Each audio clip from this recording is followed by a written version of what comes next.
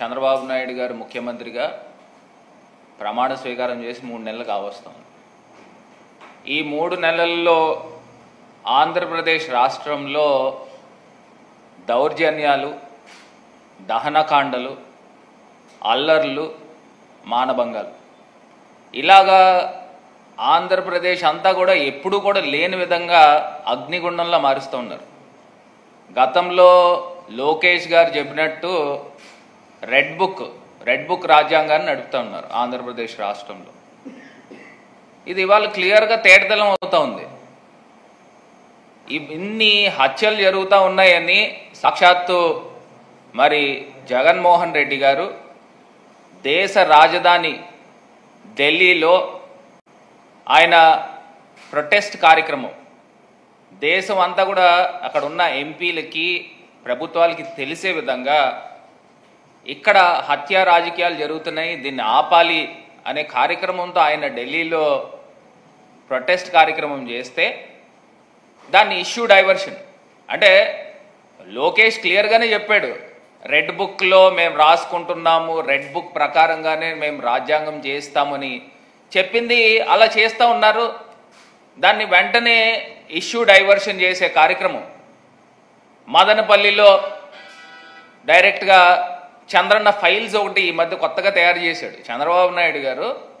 Chandranna files అని మొదలుపెట్టాడు. అంటే ఏదో రకంగా సూపర్ 6 అనే హామీలు ఇచ్చారు వాళ్ళు. ఆ సూపర్ 6 హామీల్ని డైవర్ట్ చేయాలి ప్రజలకి అని చంద్రన్న ఫైల్ స్టార్ట్ చేశాడు. మదనపల్లిలోనంట అక్కడ అగ్ని ప్రమాదం జరిగితే పెద్దిరెడ్డి రామచంద్రారెడ్డి గారి పైన ఏదో రకంగా బురద జల్లాల అనే కార్యక్రమం చేస్తూ ఏదైతే ఎలక్షన్ టైంలో ల్యాండ్స్కి సంబంధించి ఆ ఇష్యూ జరిగిందో, ఏదైతే దాన్ని ఏంటన్నది ల్యాండ్ టైటిలింగ్ ఇష్యూ, దాన్ని ప్రభుత్వం అప్పుడున్న జగనన్న పైన ఏ రకంగా అయితే బురద జల్లారో సేమ్ అదే తరహాలో ఈ ఫైల్స్ అనే కార్యక్రమం స్టార్ట్ చేశారు. నాకు ఒకటి అర్థం కాని అంశం ఏంటంటే, ఆ రోజు ఆంధ్రప్రదేశ్లో జనాలు అందరూ కూడా నిజంగా నమ్మే విధంగా ఒక హెలికాప్టర్ని పెట్టి ఆ హెలికాప్టర్ మీద డీజీపీ గారిని, ఏదైతే సిఐడి చీఫ్ని, వీళ్ళందరినీ కూడా హెలికాప్టర్ ద్వారా పంపించి మళ్ళీ ఏదో డాగ్ స్క్వాడ్ అంట, ఇన్ని రకాల కార్యక్రమాలు చేశారే.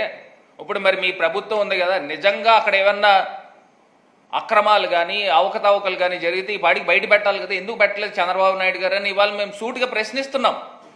ఆ రోజు పెద్దిరెడ్డి గారే ఛాలెంజ్ చేశారు, ఏదన్నా ఉంటే బయట పెట్టు అని సవాల్ ఇస్తారు.